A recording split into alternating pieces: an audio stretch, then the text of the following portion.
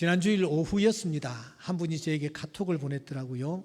열어보니까 안녕하세요 목사님, 호국 보훈의 은혜와 희생을 깊이 새기는 나라 사랑의 메시지가 우리 교회에서도 선포되기를 건의합니다.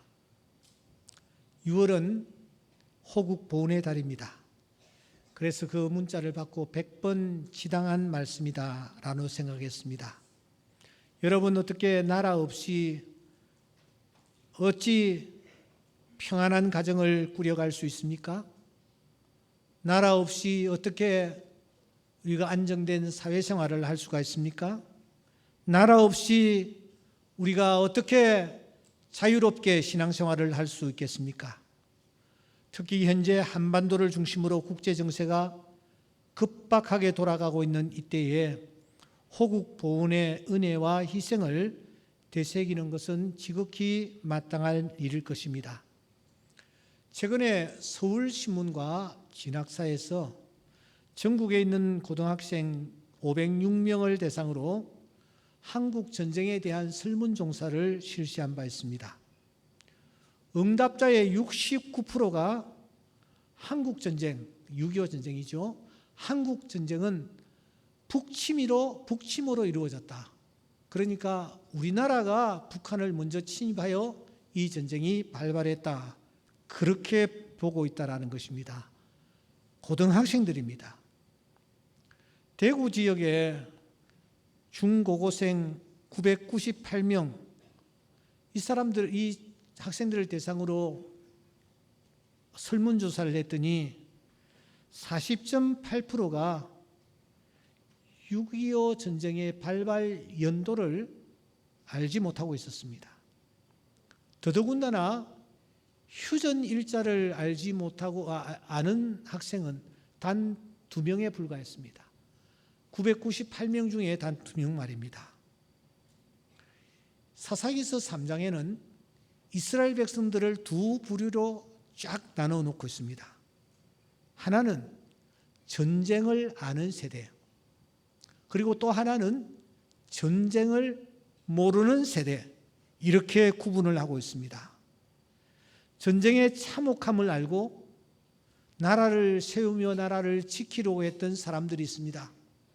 이들은 광야에서 태어난 자들이었고, 그들은 그곳에서 아말렉과의 전투도 하였고, 또 가나안 땅에 들어와서 가나안 7족속과 전쟁을 하여 생명을 걸고 싸워 나라를 일구었습니다. 이 사람들을 성경은 전쟁을 아는 세대라고 말합니다. 그러니까 전쟁을 했던 이 세대는 나라의 소중함을 압니다. 안정을 압니다. 평화를 압니다. 나라가 얼마나 소중한지를 아는 것입니다. 그런데 반면에 전쟁을 모르는 세대가 있습니다. 이들은 태어나서 보니까 나라가 있고 부모가 계시고 땅도 있고 모든 것이 다 나에게 주어진 선물들입니다. 그들은 별로 소중하게 생각하지 아니한 것입니다. 전쟁을 모르는 세대가 나라를 이끌어 나갈 때에 그들에게 찾아온 것은 무엇입니까? 분단의 아픔입니다. 그리고 결국은 이 나라들이 망하고 만 것입니다. 1945년 8월 15일입니까?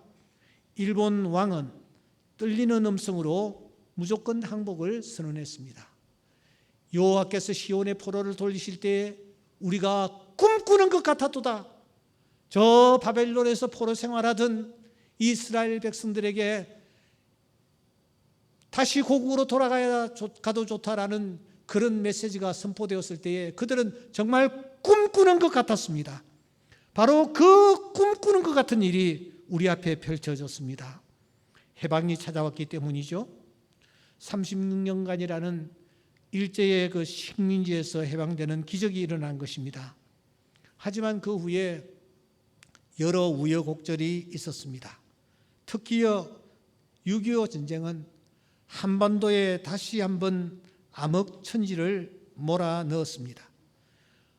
낙동강 전선을 빼고서는 한반도 거의 전부가 적의 수준에 들어갔지 않았습니까?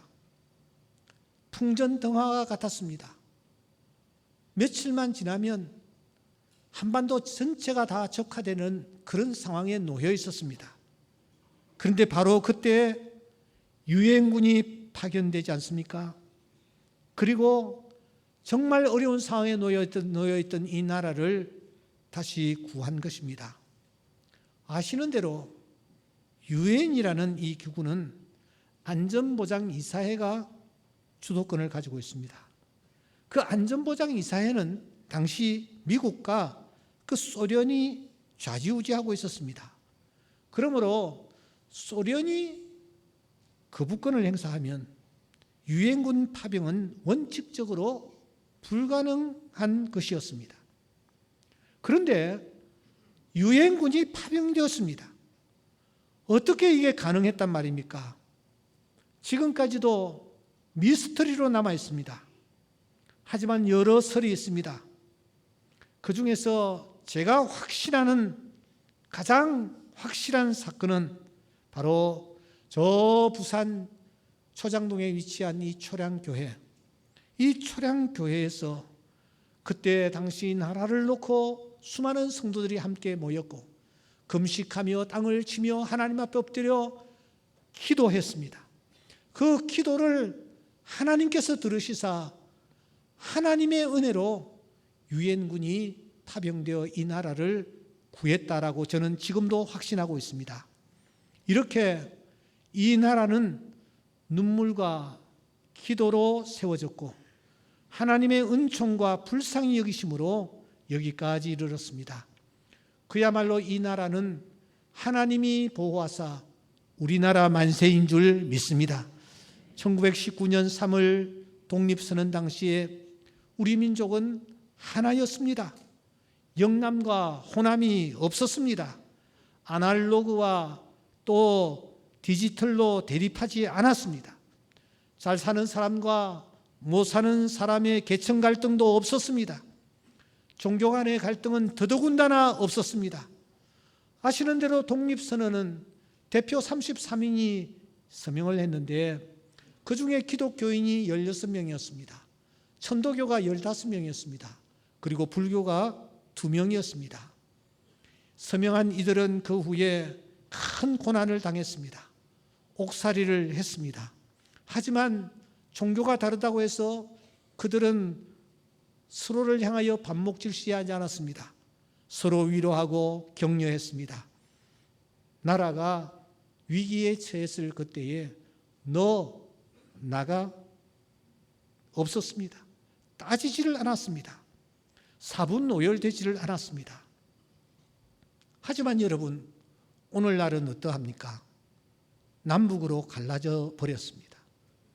대선 때마다 드러난 수치는 그야말로 수치스러울 정도입니다.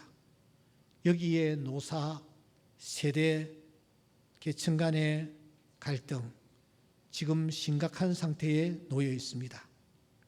어떤 사회학자는 전 세계에서 계층 간의 갈등과 세대 간의 거리가 가장 먼 나라가 한국이다.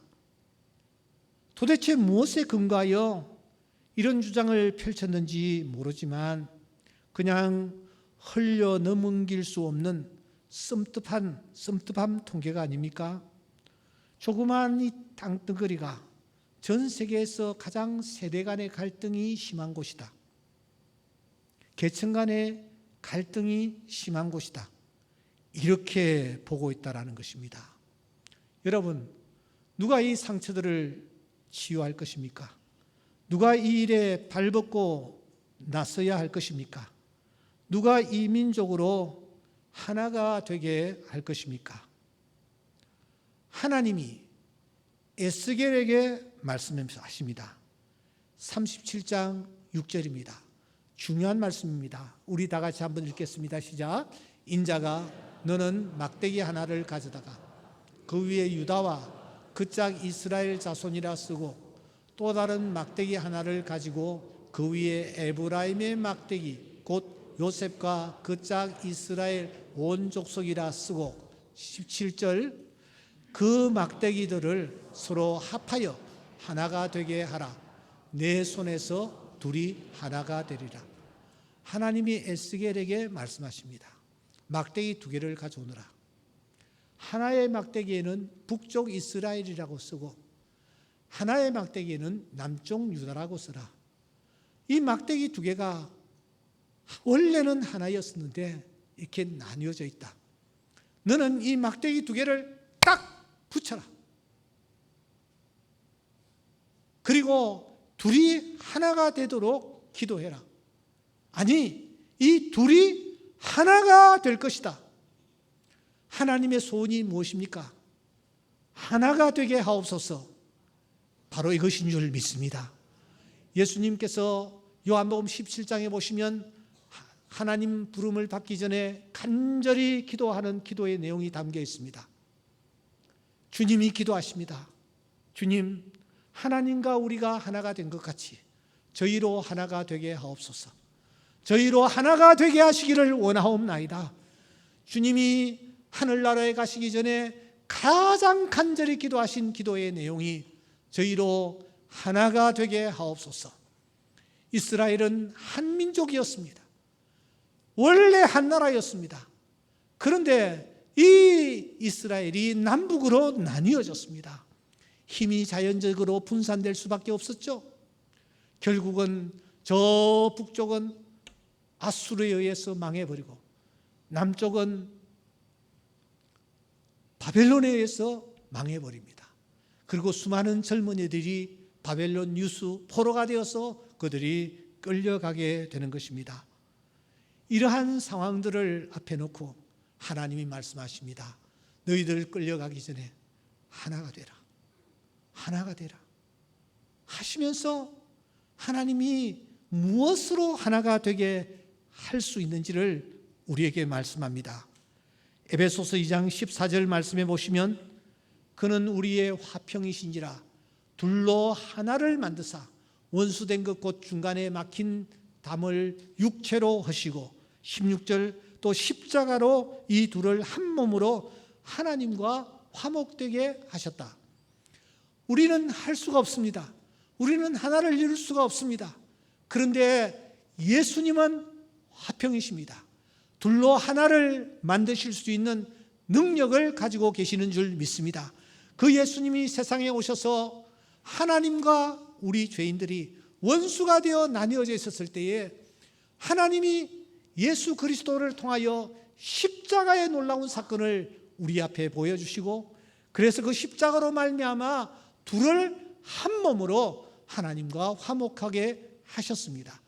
그 십자가를 지고 세상으로 나아가 너희들 하나가 되도록 힘써라 그렇게 말씀하는 것입니다. 그러므로 우리는 이 민족 앞에 십자가를 들고 나가야 합니다. 중간에 막힌 담들을 흘어버려야 합니다. 서로 원수시하는 정오의 담들을 우리는 다 불태워 버려야 합니다. 십자가의 사랑으로 하나가 되도록 힘써야 하는 것입니다. 사랑하는 여러분, 세계 역사는 정말 냉혹합니다. 힘이 있는 나라는 지배합니다. 힘이 없는 나라는 압제를 당하거나 결국은 망해버리고 맙니다. 저 우크라이나와 러시아를 보십시오. 힘의 축이 이제 러시아 쪽으로 향하고 있습니다. 이란과 미국을 보십시오. 그리고 팔레스타인과 이스라엘을 보십시오. 힘이 없으니 결국은 짓밟히고 망하고 있는 것입니다. 이런 세계적 기류들을 우리가 살피면서 우리는 오늘 우리가 어떤 처지에 놓여 있는지를 살펴볼 필요가 있습니다. 소련이 무너진 후에 미국이 초강대국으로 세계를 지배하는 듯해 보였습니다. 그런데 어느새 중국이라는 나라가 혜성처럼 떠오르고 있습니다. 과거에 중국 하면은 우리는 값싼 임금이 등을 이용해서 짝퉁이나 만들어내는 그런 나라 정도로 우리는 생각했습니다. 하지만 지금은 어떠합니까? 지적 재산권은 세계에서 제일 많이 가지고 있습니다. 드론 제작은 세계 시장의 70%를 석권하고 있습니다. 자동차는 테슬라를 이미 능가해 버렸습니다. AI 분야까지 미국과 어깨를 나란히 하고 있습니다. 무엇보다도 군사대국이 되어버렸습니다. 패권 국가로 지금 이 중국이 우뚝 서 있는 것입니다. 로버트 카플란이라는 미 국방정책의원은 중국 영향권 지도라는 지도를 펼치고 나와서 우리들에게 브리핑을 합니다. 아시아권을 보라. 아시아권에서 일본과 인도 외에는 모두 중국의 영향권 안에 빨려 들어가고 있다. 그는 그렇게 주장합니다. 여러분, 새가 항공기의 엔진에 빨려 들어가는 것을 보신 적이 있습니까? 중국이라는 나라에 일본과 인도 외에 여러 나라들이 지금 빨려 들어가듯이 빨려 들어가고 있다는 것입니다. 그 중국이 사용하고 있는 정책 가운데 종교 정책만 잠시 보십시다.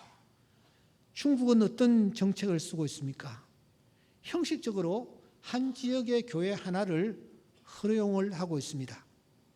하지만 중국이 진정한 신앙의 자유를 허용하고 있는 나라입니까? 저는 지난주 사실은 중국에서 열리는 전국 교역자 수련회에 참석할 계획이 있었습니다. 그러니까 순서를 맡아 제가 가야만 했었습니다. 본부에서는 계속해서 여러 공문들을 보내왔습니다. 그 공문들 중에 눈에 띄는 공문이 하나 있었습니다. 이번에 가실 때에 절대로 성경을 넣어가서는 되지 않습니다. 성경을 넣어가시면 입국이 거절될 것입니다. 위험인물로 분류가 될 것입니다. 성경을 가지고 가지 마십시오. 예, 지금 중국이 그러합니다. 중국에 있던 선교사들은 전부 캄보디아라든지 라오스라든지 베트남으로 전부 다 철수를 한 상태입니다. 이런 중국을 오늘 우리가 머리에 이고 있습니다. 힘이 있어야 합니다. 힘이 없으면 뒤처지고 물러납니다. 힘이 없으면 밟혀 먹혀버리고 맙니다. 그러면 여러분, 도대체 무엇을 힘이라고 생각하십니까? 무엇을 힘으로 믿고 나아가면 됩니까? 진정 힘이라고 확신하는 것이 무엇입니까? 지형적으로 이스라엘은 우리나라와 똑같은 그런 강국에 둘러싸인 조그마한 나라였습니다. 그런데 그 나라가 서로 반목하며 질시하더니 남북으로 나뉘어졌고 결국은 남북 두 나라가 다 망한 상태였습니다. 많은 젊은이들이 페르시아 쪽으로 끌려갔습니다. 그런데 그 와중에 여러분, 이런 열강들의 양육 강식을 똑똑히 눈여겨보고 있는 한 사람이 있었습니다. 그가 바로 오늘 본문에 등장하고 있는 이 느헤미야라는 사람입니다. 그는 나라들이 망하는 것을 보면서 바벨론이라는 대제국까지도 페르시아에 망하는 것을 보면서 그런 절감을 합니다. 아하, 힘이 있어야 되겠구나. 힘이 없는 나라는 결국 망하게 되는구나. 도대체 힘이 무엇이란 말인가? 어디에서 그 힘이 나온다는 것일까? 깊은 고뇌에 빠진 이 느헤미야가 무릎을 쳤습니다. 그렇다. 힘이 어디에서 나오느냐? 왕에게서 나온다. 그렇게 생각했습니다. 그래서 그는 이 페르시아를 다스리고 있는 아닥사스다 대왕을 주목하기 시작했습니다. 내가 저 사람 편에 서면은 나도 힘 있는 사람이 되지 않겠는가? 그래서 이 느헤미야는 수단과 방법을 다 동원하여 이 아닥사스다 왕에게 접근을 합니다. 어떻게 했는지 구체적으로 알 수는 없으나 여러분 상상해 보십시오. 이 아닥사스다 왕은 대왕입니다. 느헤미야는 한갓 포로 출신에 불과합니다. 그런데 그가 아닥사스다 왕의 술 맡은 관원장이 된 것입니다. 가장 왕이 신임하는 자가 되었다라는 것입니다. 그 당시에는 암살을 참 많이 행했습니다. 그러므로 왕이 제일 염려하는 것은 자기가 먹는 술, 자기가 먹는 음식, 이런 것들을 누가 감시하고 누가 체크하느냐, 그 위치에 있는 사람을, 가장 신임하는 사람을 세웠던 것입니다. 바로 그 자리에 느헤미야가 선정되었습니다. 그가 얼마나 왕의 신임을 받기 위하여 노력하며 애썼는지를 충분히 우리는 알 수가 있습니다. 힘을 소유했습니다. 그런데 여러분, 힘을 소유하고 보니 이게 아니라는 사실을 이 느헤미야가 깨닫게 됩니다. 내가 아닥사스다 왕의 술 맡은 관원장이 되었지만 이것이 진정으로 힘이 아니다. 그래서 그는 그렇게 천신만고 끝에 그가 획득한 술 맡은 관원장의 직위를 그냥 던져버립니다. 그리고서는 혈혈단신 그가 예루살렘으로 향합니다. 예루살렘으로 향한 그는 그곳에서 무너진 성벽을 수축하고 또 성전을 재건하는 일에 이 느헤미야가 최선을 다합니다. 52일간 잠도 자지 않냐고 낮밤 인구들을 분산하여 한쪽은 지키고 한쪽은 성을 쌓게 하면서 최선을 다하여 노력하여 그가 성벽을 완성을 했습니다. 백성들은 너무 좋아했습니다. 야, 이제 이 성벽이 우리의 힘이 되겠구나. 이 안에 거하면 안전하게 거하겠구나. 그렇게 백성들이 좋아하고 있는데 느헤미야는 그게 아니었습니다. 이 성벽이 힘이 아니다. 이 성벽에서 힘이 나오는 것이 아니다. 이렇게 갈등하고 고뇌하면서 도대체 힘이 무엇일까를 놓고 그가 머리를 그가 쓰면서 힘이 무엇인지에 대하여 고뇌하고 있을 때에 성령께서 그에게 진정한 힘이 무엇인지를 알려주십니다. 여러분, 그 진정한 힘이 무엇입니까? 느헤미야 8장 10절 말씀 우리 다 같이 한번 읽어보도록 하겠습니다. 시작. 여호와로 인하여, 우리 한 번 더 읽겠습니다. 여호와로 인하여 기뻐하는 것이 너희의 힘이니라. 성령께서 알려주십니다. 여호와로 인하여 뭐 하는 것이? 기뻐하는 것이 너희의 힘이니라. 이 놀라운 사실을 깨달았던 이 이 느헤미야는 이것이야말로 힘이구나 하는 것을 그가 확신하게 되었습니다. 그런데 본문을 자세히 보시면 여호와가 힘이다 그렇게 말씀하지 않습니다. 여호와로 인하여 기뻐하는 것이 힘이다 그렇게 말씀을 하고 있습니다. 이게 도대체 무슨 말일까요? 여러분, 저를 보세요. 하나님은 원래 한 분이십니다. 하나님은 원래 강하신 분이십니다. 하나님은 원래 전능자이십니다. 그런데 여러분, 이 자리에 많은 성도들이 자리에 참석했습니다마는 어떤 성도에게는 하나님이 강한 하나님으로 나타나십니다. 어떤 성도들에게는 하나님이 아주 희미한 하나님으로 나타나십니다. 어떤 성도에게는 하나님이 아예 나타나지를 않습니다. 그 이유가 무엇일까요? 하나님은 한 분이시고 하나님은 원래 강하신 분이신데 왜 어떤 사람에게는 강한 하나님으로, 전능하신 하나님으로, 왜 어떤 사람에게는 희미한 하나님으로, 왜 어떤 사람에게는 아예 하나님이 계시지 않는 것처럼 하나님이 나타나시는 것일까요? 제가 이 문제를 가지고 고민하고 있을 때에 마가복음 6장 5절 말씀이 눈에 들어왔습니다. 6장 5절 말씀 굉장히 중요한 말씀입니다. 우리 다 같이 한번 읽어보겠습니다. 거기서는 아무 권능도 행하실 수 없어 다만 소수의 병자에게 안수하여 고치실 뿐이었다. 예수님은 하나님이십니다. 그런데 그 예수님이 아무 권능도 거기서는 행하실 수가 없었다라고 말합니다. 예수님이, 능력 많으신 예수님이 어떤 장소에서는 아무 권능도 행하실 수가 없는 상태로 계셨다라는 것입니다. 여기에 비밀이 있습니다.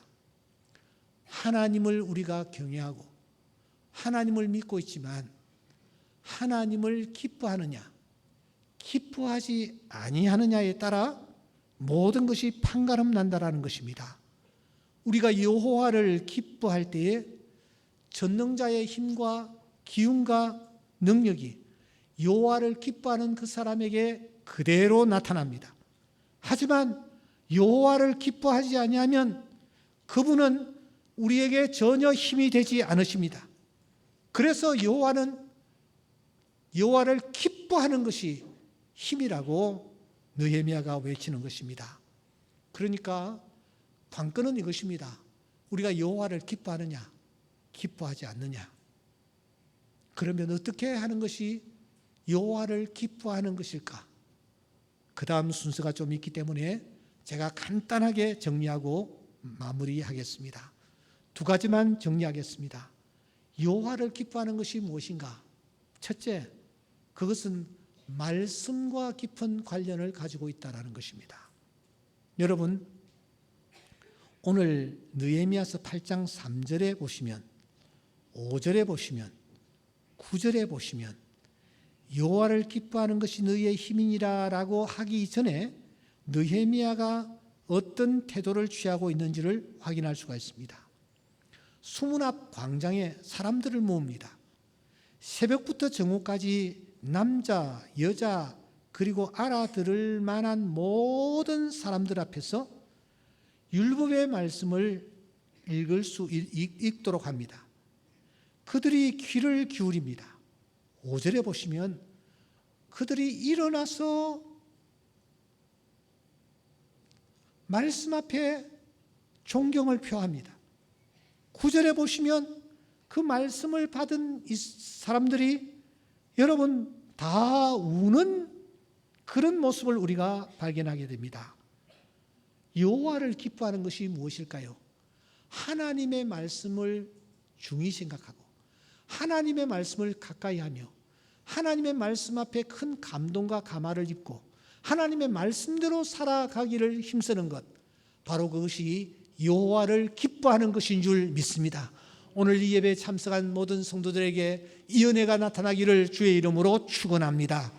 두 번째, 우리가 이 말씀, 이 헤드바라는 이 단어는 함께 거한다 라는 뜻을 담고 있습니다. 여호와를 기뻐한다라는 것은 말씀을 가까이 하고 말씀을 붙잡고 살아가는 이러한 태도, 여기서 한 걸음 더 나아가 하나님을 즐거워하며 하나님의 말씀과 함께 살아가기를 힘쓰는 그런 태도를 가리키는 것입니다. 누가복음 10장 38절에 보시면 마르다가 예수님을 자기 집으로 영접합니다. 동생 마리아는 한술 더 뜹니다. 하나님의 말씀을 발치에 앉아 말씀을 듣습니다. 주님을 모시고 주님의 말씀을 받고 주님과 함께 교제하는 것입니다. 그런데 그 과정에 어떤 일이 일어났습니까? 요한복음 11장 1절에 보시면 오라버니 나사로가 중병에 걸렸습니다. 그리고 그가 세상을 떠납니다. 그런데 평소에 주님과 함께 교제하였던 이 나사로의 집에 주님이 오십니다. 요한복음 10장 43절 말씀해 보시면 나사로야 나오라. 죽은 지 나흘이나 되어 냄새가 나는 나사로가 바로 그때 살아나는 것입니다. 주님이 힘이 되시니 죽은 자도 살아나는 귀한 역사가 나타난 줄 믿습니다. 사랑하는 성도 여러분, 말씀을 이제 정리하겠습니다. 오늘 이 예배에 참석한 우리 모두가 여호와를 기뻐하는 자 될 수 있기를 주의 이름으로 축원합니다. 여호와는 힘이십니다. 능력이십니다. 전능자이십니다. 그러나 그 여호와를 기뻐하는 자에게 주님은 전능자로 힘으로 나타나셔서 그들에게 은혜를 베풀어 주시는 줄 믿습니다. 우리 나라를 지킬 수 있는 분은 여호와 하나님이십니다.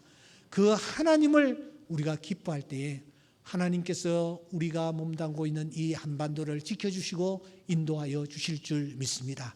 이 은혜가 모두 위에 넘칠 수 있기를 주의 이름으로 축원합니다. 기도드리겠습니다. 여호와를 기뻐